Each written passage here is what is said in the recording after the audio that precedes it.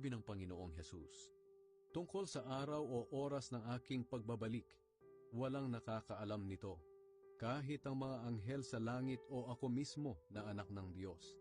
Ang Ama lang ang nakakaalam nito.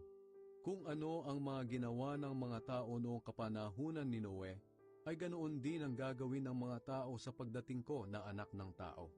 Nang mga araw na iyon, bago bumaha, ang mga tao ay nagsisikain, nagiinuman, at nagsisipag-asawa hanggang sa araw na pumasok si Noe sa barko.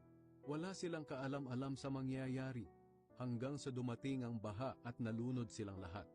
Ganyan din ang mangyayari sa pagdating ko na anak ng tao. Sa araw na iyon, kung may dalawang lalaking nagtatrabaho sa bukid, maaaring kukunin ang isa at iiwan ang isa.